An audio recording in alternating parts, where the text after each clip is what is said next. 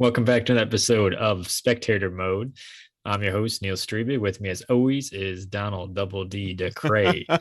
We got, I love how you crack up every I time I do do, that and you're intro. the only one who calls me Double D in my life. I mean, they're my initials. It makes sense, but hey, man, I don't know. Tickles Now me we every time. got a couple quick hits. We have five or six topics. We got Leo DiCaprio apparently has a closet Star Wars fan. Some interesting kind of fun news there. Double D will kick us off with that. Hmm. DC Comics got some Justice League news. Then we got two trailers we're going to talk about: Moon Knight and the new Cuphead cartoon coming to Netflix. Moon Knight will be on Disney Plus, of course. And then, of course, we'll get to probably the biggest news of this week. Possibly, it could possibly be the biggest news, video game news at least, of 2022. Xbox bought Activision Blizzard, a Yeah, monumental deal. arguably biggest news. I mean, it's going to be in the running, I think, for the decade in terms of the impact it could have on the industry in the Possibly. long term. Until Um, Disney just buys Xbox. we'll get there all in due time. But looping back around, Disney and Disney franchises seem to be a little bit the theme today because it came out that Leonardo DiCaprio apparently is a very huge Star Wars fan. Story told by his ex-girlfriend Camilla Morone that he rented out an entire theater just to watch the Star Wars movies, like I guess all of them. And he was swinging a lightsaber and everything, just like really into it, which sounds like, for I assume us and our viewers, sounds like a fucking hilarious and amazing moment in life that she clearly did not appreciate. And even Jonah Hill got in on it and admitted that Leo forced him to watch The Mandalorian. But Jonah Hill was a lot more, it seems like, up for the rolling with the punches, as it were. But I'm just so tickled pink that Leo is such a like this is what he wants to do, right? Like, he's got money, he's got the time, the fame, and everything. He can do what he wants. He wants to watch Star Wars movie. I love it. I fucking love it. I mean, isn't that the whole point too? And like we talk about on the show, it's the inner geek, no matter what it is. Whether it's Harry Potter, it's Star Wars, it's comic books, it's video games, no matter what. But like the idea of him then too, like you have this home theater and you're sitting there doing a lightsaber battle with yourself. And I think we've all been in a situation too to where you have a partner that does not like video games or nerdom, and then it's just like, what the fuck are you doing? And looks at you like you're crazy.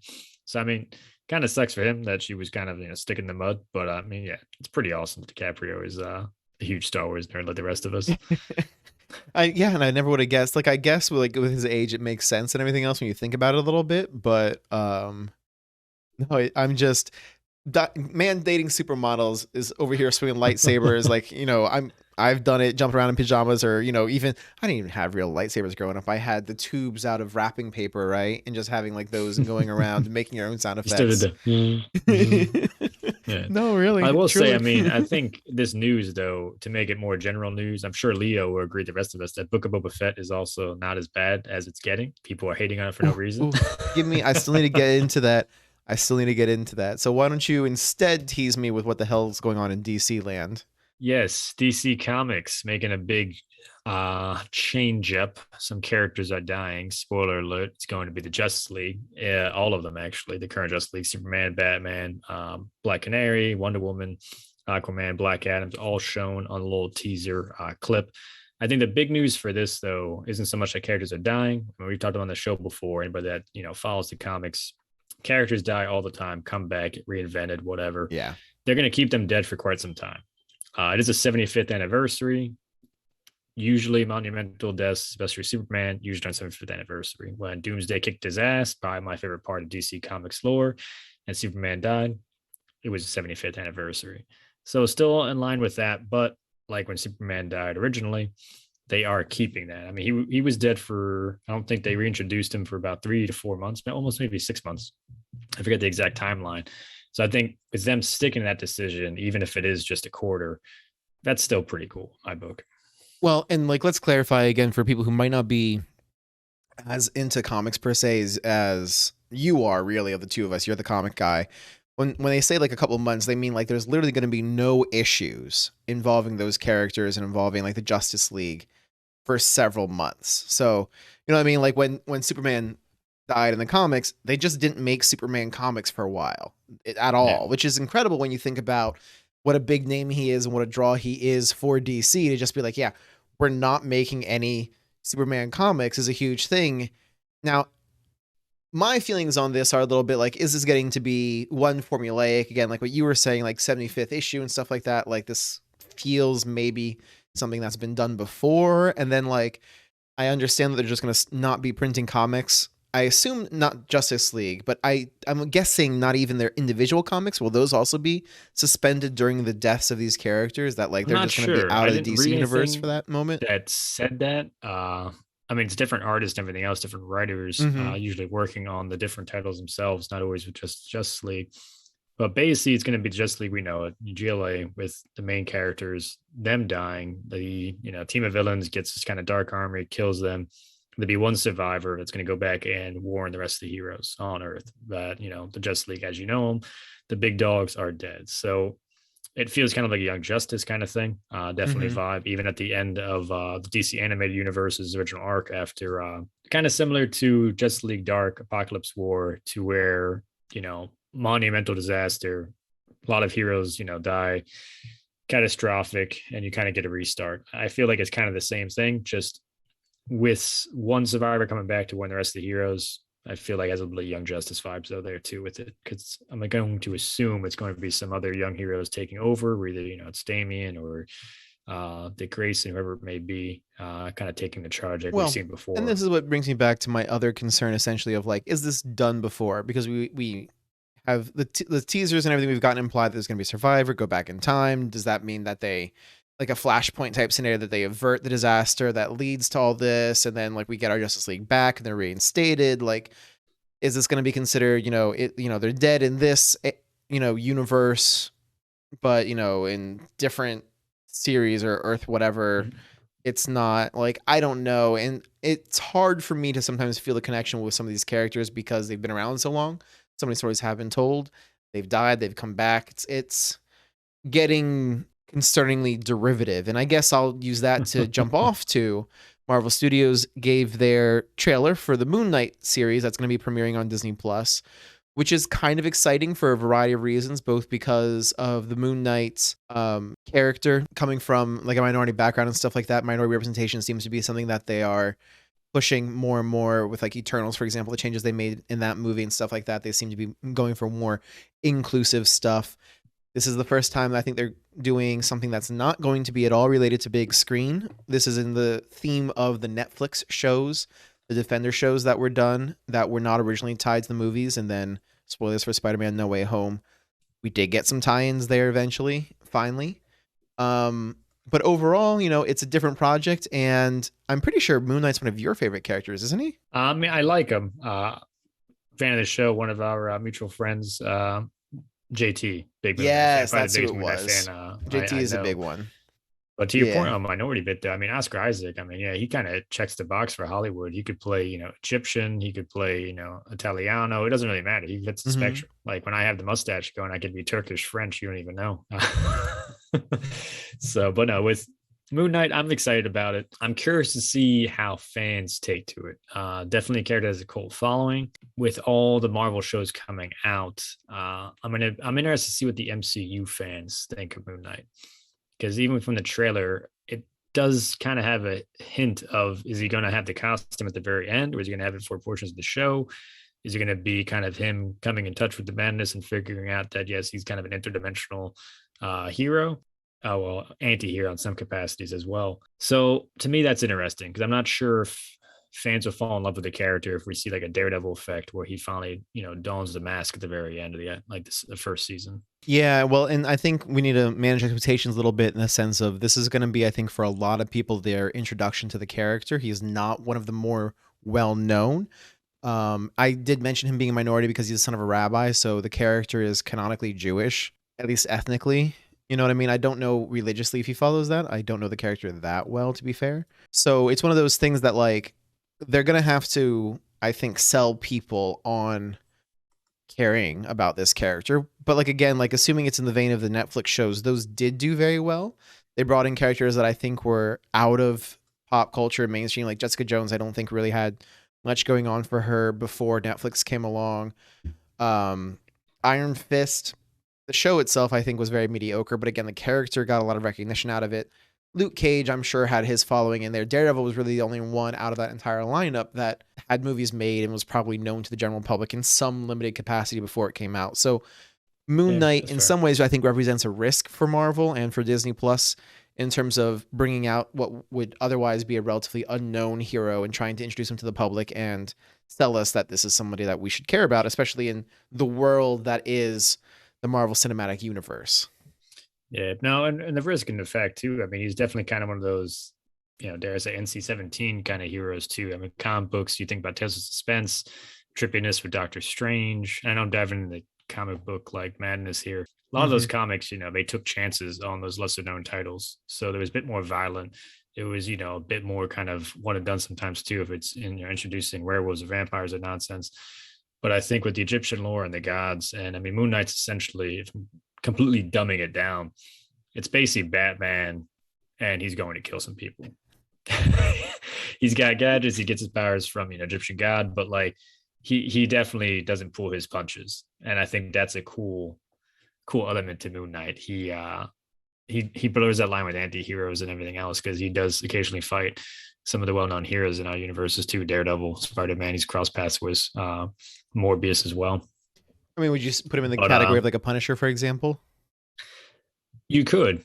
I mean, again, I think another title too, where Punisher may be a bit more popular, but took chances with. They took liberties with that character to kind of just have this, fun, wild ride at times. And, you have your story arcs to get super popular, but overall, the actual comic title, a lot of different travels, so to speak. But all right, another trailer, Cuphead. Very popular indie game, extremely popular. Probably one of the most difficult and maddening games ever. Highly recommend everybody to play it. I mean, it's on Xbox, PlayStation, PC. I think at this stage now too. It's on the Switch. I have it on the Switch. Don't play it if you're already in a bad mood because it's going to piss you off even more. But I think the lore for Cuphead was this pop kind of art from 1930s, 1940s that was kind of, we're going to go to the movies kind of animation, the dancing, the singing, but it's all hand drawn. So very aesthetically pleasing art style. They're taking that and then basically taking the lore from the game and making it a Netflix cartoon. And I have all kinds of reservations around this just because I think we got into this a little bit before of like games made to shows or movies. We were not able to come up with any of them that were done like particularly well. So, I mean, I shouldn't say that a game to a show that was done well was Arcane, which was based on League of Legends. But like it really wasn't. I never heard of League of Legends. one of our good friends is actually a League of Legends coach, so I know that's not strictly true. And I think his team actually might be playing. They're in a tournament currently that he's coaching and might be in the finals Tuesday. So shout out to you, Evan. Good luck with that. Good luck. Anyway, point being, it's definitely. Cuphead definitely has like the old school revival feel in terms of we're getting back to like those Mario mechanics, like you jump on things. This does some shooting mechanics, right? But like you get hit a couple times and die, like 2-3 times you're dead, And my slightly hot take on this, maybe just a little bit spicy, like banana pepper spice, right? Like not much, is that like Dark Souls is in the spirit of these games, of Mario, of Cuphead. Because like you're just putting like different numbers on things, right? Like your health pool can be a bar as big as you like, but if you get hit like twice and you're chunked and down, or you're getting, your health is just like those little tick marks in the corner or whatever. Like it's the same concept, right? Like you get hit like 2-3 times, you're dead, and enemies comparatively are going to take a number of attacks to go down. So I think this is a cool cartoony way. I'm curious how they're going to do it in a show, because like it does have its story. I just don't know if it translates well as a show story. Is my big fear. No, I'm with you. Watching the trailer, and again, like I'll check it out and kind of judge for it, after an episode or two. But with the trailer, it seemed kind of like it was caught between wanting to be a kids show and wanting to be more of an adult show for the gamers and adults that played it. Because I mean, talking about souls and everything else, making a deal with the devil, there's a lot of dark tones you could go with that, even though it's somewhat of a eye-catching and childish art style, just in the sense of how pop culture or pop art kind of brings you in that sense. But the trailer at least just seemed kind of torn. So I think already seeing that kind of conflict, it's like, is it going to find a rhythm? I don't know. I like the game. not mad at anybody for making money off it, especially developers put their heart and soul into it. Times around with the new DLC. I think the only DLC they ever talked about doing for the game. So again, good for them. Brings a new audience, and why not? And also too, maybe it brings in a whole new generation of kids that want to sit there and grind and actually go through platformers like we all did. Yeah, I mean, I would think that would be great if some of these style of games got more recognition and got some of this mentality maybe coming back into things. But as always, my concern is how well will this be done, or are we just fucking beating dead horses trying to convert between mediums essentially, right? Like this wasn't like a book to a movie that it was already a narrative story being told now visually. This was a game which they do tell stories, but like it's focused on the game mechanics. So yeah. I guess we'll see how that goes. Speaking of markets and market shares, I'll let you explain to me what the hell just happened. Yeah, our top story for today. This was kind of under the radar news. I don't think anybody. We might be the first ones to cover it, talk about it. Honestly, you surely jest, right? So because I cannot find this here first, not everywhere. Microsoft's website, Yahoo got in on this. I think New York Times ran an article. This little company they designed, just a small indie studio. Yeah, they designed Apple, but no. Xbox purchased Activision Blizzard, monumental deal, almost 69 billion, 68.7 billion total. It is the largest cash purchase ever, and I think it now makes Microsoft or Xbox, however you want to describe them, as the number 3 largest game company in the world. The thing about this too, Activision Blizzard, they're getting a lot of different titles. They're inheriting a lot of what Blizzard Activision purchased after that merger. So you got Overwatch in there, you got Call of Duty, you have Tony Hawk, you have Candy Crush mixed in there because I believe Blizzard purchased the developers of Candy Crush before they merged with Activision. There's a lot of big titles in there. I mean, the Fallout itself is, so some games become exclusive on Xbox, they not. But overall, I mean, you're talking massive amounts of pool from a studio perspective for Xbox now, as far as what they can and can't do. And in a lot of ways too, we've already talked about the Blizzard Activision scandals and misconduct. It has definitely taken some of the brush away from that because the news is just about the merger now. Well, and I think one of the things that needs to be mentioned as well is that they have released Microsoft has released statements to the effect that a lot of this stuff is going to come to Games Pass, which we've seen sort of like the model of an online subscription for gaming has fallen out of favor. It was more common, I think, in the console days when PC became more and more common. We have online stores, Steam, Epic. Everyone seems to be opening up their own online store these days. But the idea is that the store interface or whatever is free to use. You buy the games individually. And so the subscription model for gaming has in a lot of ways been falling out of favor, even to the extent of games themselves, right? We see different monetization in games, microtransactions, free to play by fashion or stuff like that. The subscription model just hasn't been as compelling. This definitely feels like a move made by Microsoft and Xbox to shore up Games Pass as like this is their preferred way for you to consume this media. And I think that has a lot of implications on the market in terms of owning games, playing games, owning games, and where things go when everything starts falling under the sameness of, like you said, like I think they're the 3rd largest. Isn't it entertainment or is it video games specifically that they're going to be the 3rd? Gaming company is how I saw it described multiple times.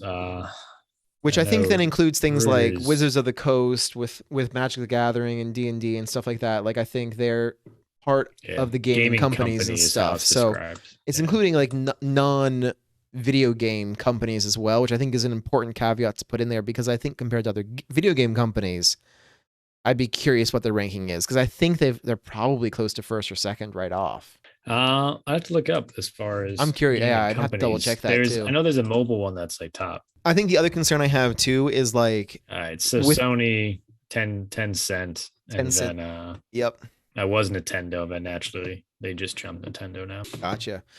Then I take it back on the inclusion of the board game stuff because those are very solidly video game companies. But the other concern I wanted to voice too is there's a reputation, I think, among a lot of these games that the newer releases have been poor, right? Like they've acquired Bethesda. You look at the last Fallout 76 game, not great at all, right? Like, Blizzard has been getting a lot of flack for their recent game releases. 343 Industries with the new Halo Infinite has been getting a lot of trouble. Treyarch, as we know, with the Call of Duty franchise and stuff like that. Like, I think the other question here is stocking stuffer. I'm sorry. You mean the annual stocking Yeah, stuffer? just like we're turning out the same game kind of deal. I think the other concern is like, can they get away with it though? If they're this large of a company, can they just get away with phoning it in? And again, what impact does it have on the industry? Well, I mean, I think that's a subscription model. I think comes interesting to it because they could phone in lesser things just for Xbox, or they could. I saw that some Activision folks, Treyarch, wanted to scale back Call of Duty production, kind of revamp it, and not make it an annual kind of thing. Essentially, if they do that and relaunch, then yeah, they're going to have a pretty big audience. I mean, Call of Duty is always one of the top selling games every year, even though it's essentially just the same thing, puked back up with different skins and different maps. If you do that, then that's going to be a lot of folks moving to Xbox. I mean, think about Overwatch 2 coming out. If they were, and it doesn't seem like they are going to, but if Overwatch 2 is just an Xbox exclusive, think about what impacts that has. It puts them in a very lucrative position, and Sony's already developing their own type of Game Pass as well. That's been rumored there.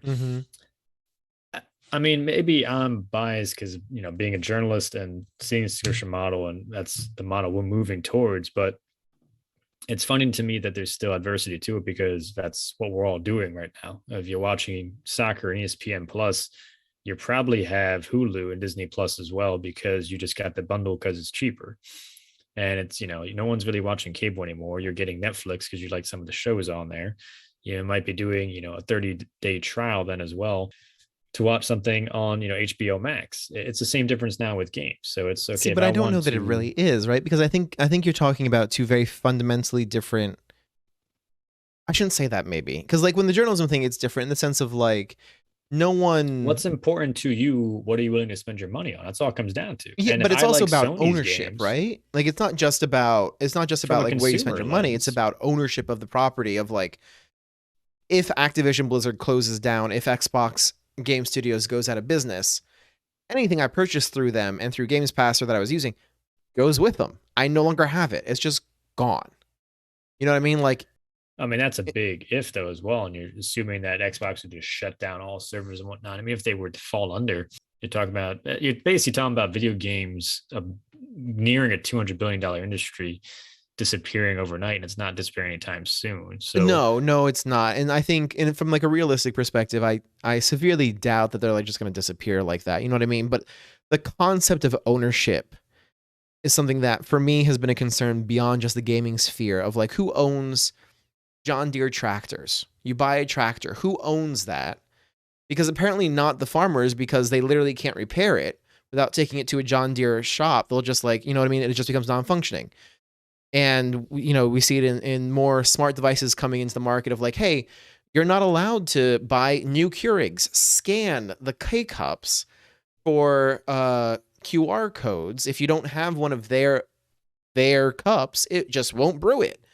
So you're not real. Like it leads to a lot of very predatory practices. A bit, but I see what you're saying with that as far as how much is it going to be basically turning the subscription into a massive exclusive that is basically forcing you then to buy additional products that are, Xbox centric. Essentially what Apple does. Exactly. Like they're trying to build 16 different chargers and, ports basically because they don't have an Apple does it as well. It's the same thing. And again, like then what happens? And then let's make this. So I went from very extremes, closing of industry and devices. Let's go to the more practical. Let's just say you get banned for whatever reason, right?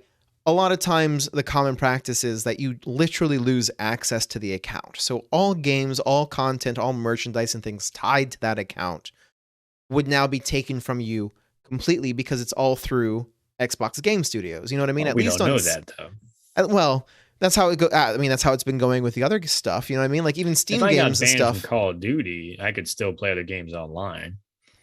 Now, I mean, I could see with bullying and toxic culture and like Overwatch, I could see there being an avenue to be like, is that how you limit that? I mean, just for the sake of conversation, but I think we're going down a rabbit hole that we really have no idea because quite the deal still has to go through still. Yeah, but I mean, So but it's announced and that's signed, imagining but that they're not going to simply basically put together the customer service department, which I can't imagine they're going to maintain it separately. You know what I mean? Like it's not like you're going to be able to argue for refund on your Halo game, but then not be able to make the same argument for Call of Duty to get it back we because really don't know. they're The merger different of this size, studios. nothing's going to change for the next 18 months. Nothing's going to change It's all doom and gloom because, over but so no, yeah, no, it's just how it goes. The merger of this size, that's how change takes a long time in any company. In corporations, it takes excessively longer. There might be rapid changes in the sense of, who's the top. here. And some of that's even just, I think, PR with Activision Blizzard, Xbox then gaining Yeah. good following because it seems like they're the savior. But as far as the fallout for that, they got to repair a lot of that. They got to figure which titles they want to do. And to your point, Xbox gets to figure out which titles do they really want to, capitalize on for capitalism's sake and pull all that money out to make sure it's just coming just exclusive to Xbox so they can get more people playing the Xbox One and buying into their gamer pass, and which ones they want to actually branch out and make sure it's still, continuity for all gamers. I think that's going to be interesting in the next 2 years and see what happens with that, or which titles they might, release to everybody, like an annual Call of Duty versus an exclusive game that actually is a Call of Duty that's worth playing again. I don't know. It could happen, I but don't know. I mean, one of my that's assuming people still concerns. stay with Activision Blizzard too. Yeah, They've had a lot of people right. leave. Is do you buy into the ecosystem essentially? Are you going to go into that, right? And one of my not concerns is crossplay, because I think Xbox and Microsoft has been like good with doing releases and allowing crossplay between Xbox and PC. And in some ways, I think this supports that and will tie those together, which I think puts a lot of pressure on Sony and PlayStation to play nice, because they've really been the kids who just kind of, kicked sand in people's eyes in the sandbox and took their toy and went home because they wanted to maintain exclusivity and everything else. And I'm playing God of War right now on PC. Phenomenal. So tickled by that. It's a good game. It puts pressure on them to allow crossplay, which I think is great. That gets into issues, though, of modding on PC being more accessible, keyboard and mouse for higher accuracy and stuff like that compared to controllers, and the limitations of those technologies. So those issues would exist anyway, regardless of this merger. The subscription model, in an ideal situation, I think would fund projects that otherwise would not get funding, because now there's a steady revenue stream.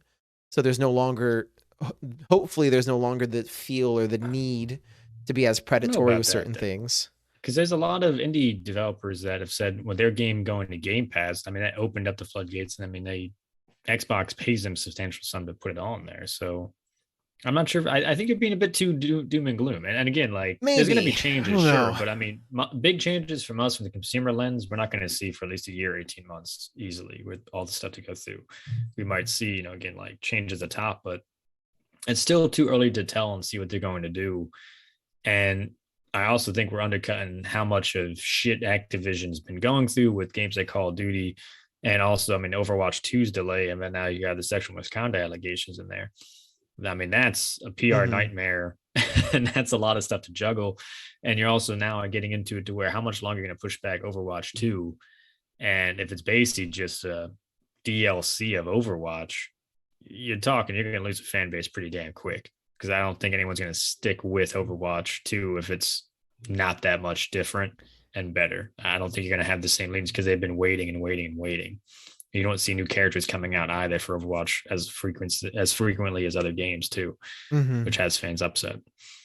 So there's a lot of pressure there with this merger, and curious to see what Xbox does with it. But again, like, it's monumental. There's so many. I had you pegged as such an optimist. I'm going to be honest. As well as I thought, I know you. I'm a cynical guy and a realist. You know me for a long time, but at my core, I'm an optimist. I truly am. I'm just too much realist and cynic and too direct and candid with my tone, I think, for people to believe that I am an actual optimist. Yeah, I mean, you're looking at all the good stuff that could potentially come out of this in terms of changes in leadership, changes in direction, potentially. I'm not saying it's all going to be good. It's just we're not going to see any changes for a while. That's all. It could be very bad. I mean, Xbox could just sit there and monopolize everything. We don't know. Yeah. I mean, I think my concerns are tied largely to, again, the difference of paying for ownership and paying for use, access to things. I think is troubling to me as a trend, but that's beyond just the video game industry. And the fact that I think a lot of these studios, as great as they are, in recent years have had troubles. Either game releases have been subpar, internal troubles like you're mentioning with like the Activision scandals and stuff like that. Even Blizzard had issues along those lines as well with the work environment and the treatment of the employees and everything else. And again, we've talked about this in a previous episode of this being like an issue with the gaming industry right now that they're going through for sure. Yeah, not going through, that they're dealing with, I should say. I guess I'm just afraid that piling all the shit into a giant pile just gives you a bigger pile of shit, essentially. Yeah, I mean, listen, I mean, I'm not a fan of having all these companies under one roof. I mean, that's just, nature of me and free, free world, free market kind of thing. Ayn And just Rand being a over journalist, here. that's just being a journalist too. It's never a good sign when you see a merger like this. And at least in my book, and historically speaking, usually stuff of this size, the things we love are devalued at some degree, to what you're saying, is it going to be all under one umbrella? But again, the optimism come from, we don't really know yet. So there's no reason to panic and be like, I'm not buying anything of these products. You don't really know. You don't, like, who knows? And a lot of these folks, it seems like they want to change a bit of the culture. So yeah, I'm going to hang a little bit of optimism there to this possible this could turn out well, but it's no more console wars anymore. I think it's definitely more of, a metaverse war, or, a developer's war more than anything else. Who has the most control? And It's very interesting. we still see so much entertainment now just coming under one umbrella. We talk about Disney, how many properties they own. I mean, Star Wars and the Marvel universe are too, and it's just, we keep shrinking down to where it just consolidates to a lot. And again, media, I mean, broadcast news, everything else, you talk about networks and everything else, and consolidation there. Even from the newspaper realm, I mean, how many newspapers that is owned by 300 some papers that are owned by Gay House? It's crazy, but like, it's sad to me because you don't really realize it. And it used to be a thing just in media with cable news networks and like ABC and Rupert Murdoch's media empire. Yeah, you didn't really connect it before at the radio stations and stuff too. And yes, there's a lot of people that hate the media, and there's a lot of misperception there, and that comes down to media literacy. And not going down that rabbit hole right now. I'd love to, but another day. No, I know. We're now seeing it now in entertainment and so many other industries though as well, which I think is concerning. From anybody should be concerned with that, because you're just narrowing the scope of power and influence. In terms of narrowing scope, let's try to boil this down then as well as we can, because we've definitely waxed long on this topic. Yeah, no, in terms of the merger, retired of my socialist communist code. In terms of the merger, would you say that you are positive, negative, cautiously optimistic? How would you classify yourself? Final thoughts. I mean, I think cautiously optimistic. I'm excited to see how it changes subscription model for games, because I think that's might give some answers to success there in that realm. And selfishly, again, as a journalist, I'm always looking for, how do you best to make that work. Mm-hmm. But I think at the core, again, it still comes down to never a good sign when you see companies go like this. And let's not get it twisted. Xbox poached Activision Blizzard because they were in hot water. And this was essentially the easiest way for them to get out of said hot water. So let's not act like this was sitting there rumored or anything else. They might have been talks at some point in time, and some, caviar and champagne drank once upon a time. But this was strictly a company in hot water. Moneybags McGee came around, and here we are. Right. And essentially this takes care, potentially with leadership changes, will take care of their PR issues of like, hey, they walk away with a big sack of cash from the merger. They get replaced in the company and everyone's happy. Microsoft has grown their gaming empire. The individuals who have been accused of wrongdoing can part ways with the company, so they're no longer tarnishing its image. And they get to pocket a load of money after this. So in some ways, I guess that's the perfect way for me to say that I see negative Nancy on this all the way. I see nothing but doom and gloom in the future for the merger of video games under these giant conglomerate empires and the things that they will do to us and take advantage of us, the consumers, as we run out of options, because some of these legendary studios, the only way you're going to have access to them is through Games Pass, which means that supporting one of those games is going to end up in at least some fashion supporting all of them, because they're all now owned by the same giant entity. And with those thoughts, I think we can bring a wrap to this episode of Spectator Mode. I hope everyone enjoyed it. Definitely more stuff to consider than our usual. maybe a little bit longer. We'll see what this is when we actually get it posted. But to everyone out there, we hope you join us next week for another episode of Spectator Mode.